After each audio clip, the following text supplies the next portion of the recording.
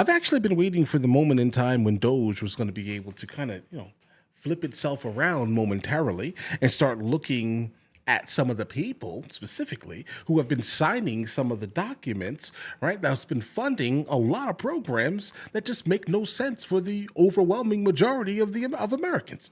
Right? Like it doesn't make any sense that your salary may be $120,000, $160,000, whatever it is, $200,000, let's say, right?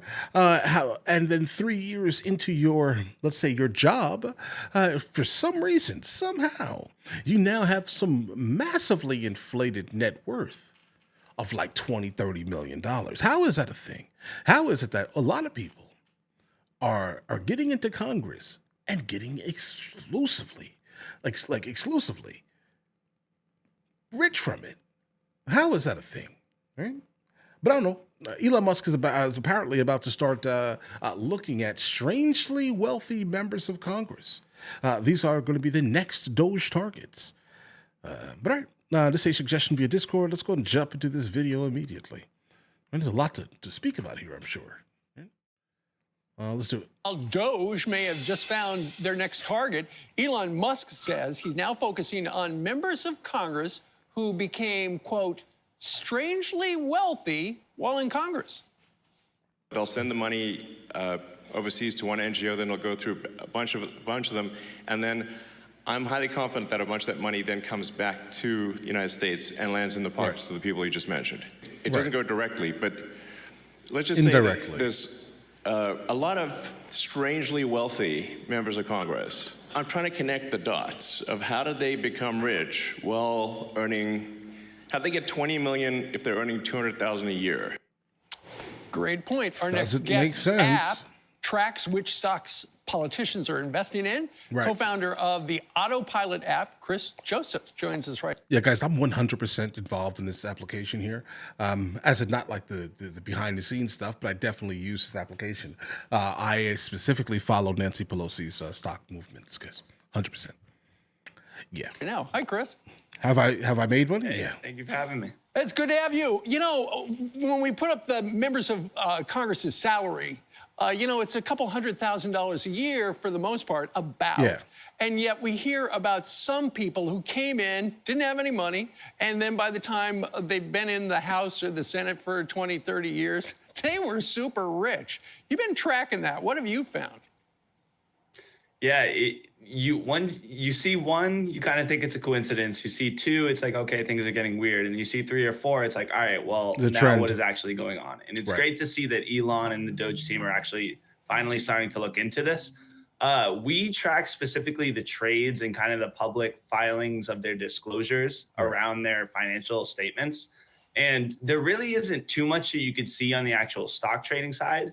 However, there's not much that you can really see into the spouses and the dependents of those politicians. So if I were Elon and I would kind of recommend where to look for the for some suspicious stuff going on here, the kids, I would go right to the spouses and especially the especially the spouses and the children. Well, yeah, mainly. Right. And, for instance, Nancy Pelosi, when she came into office, she had a fraction of the amount of money she's got now, but her husband, a venture capitalist, invested in a lot of different stocks and made just a jackpot of money.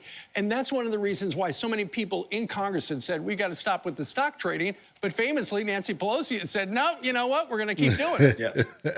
Inside trading. Rules for me and not for thee. The funny story about how all that even started, too, is before the Stock Act even happened, these politicians were allowed to do literally whatever they wanted. And part of the reason why she became kind of the poster child of this entire thing was she was able to get exclusive access to the Visa IPO at the time, back in, I believe it was 2009, 2008.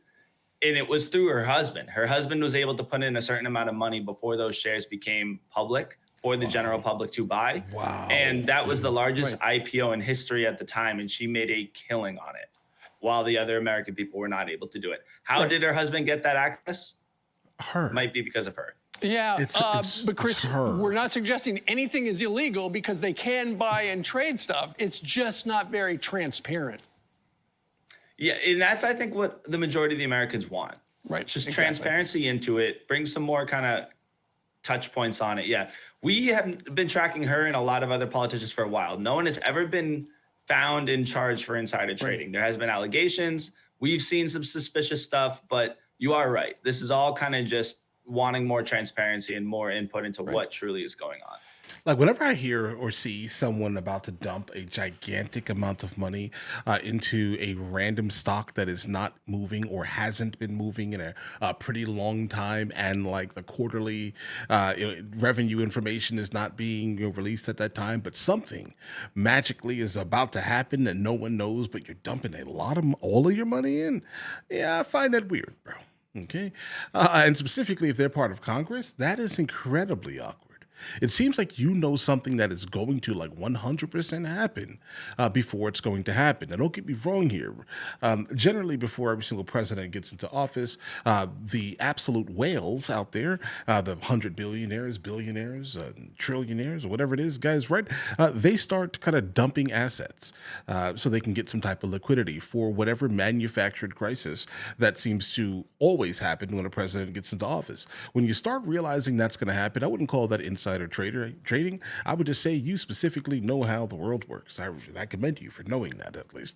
But when it comes down to the people who are making the laws and then releasing things to the public, they know exactly when and what is actually happening behind the scenes and when information is going to be released. The stock market is very fickle, absolutely fickle, and it responds, let's say, to everything that's kind of happening around the world, bro. So if you know that information and then you're trading on that information, oh no, bro, I don't like it. You know what? You've talked me into it. I'm going to download your app. It's called Autopilot. It's on his hat. I want to see what you guys have uncovered. Chris Josephs, we thank you very much for joining us live. Okay, this is it. Now, I'm not sponsored by this app. I don't generally take sponsors, guys, right? But I will tell you this right now. It's definitely insightful, let's say. But I just don't like the fact that they do have the ability to earn a copious amount of money off of information that they're basically hearing while sitting down in Congress. I mean, if we knew that information, we'd be charged with all types of things, let's say, right? But for some reason they do, and nothing happens. It's awkward. I definitely don't think that public service is how about this here? Public service, for the most part, should be somewhat of a, I wouldn't say moneyless. I think you need to be comfortable, at least, right? But I don't think that you should be going into public service for these gigantic salaries and then being able to have, insider information so you can get massively rich off of it. I think that if you cared actually about the country, you'd probably take a little bit less, but instead you don't really care. You care about enriching yourself and your family. Basically you want to create another kind of royal family. Keep this in mind. We do have a couple of royal families in the United States of America, the Trumps being one, the Obamas now being one, the Rockefellers, right? The Bilderbergs and, excuse me. But you get what I'm saying here, right? There are a couple of royal families where the bloodline is just incredibly important, let's say. But guys, let me know in the comments what you guys think. You guys all have an absolutely amazing day. Enjoy your day thoroughly.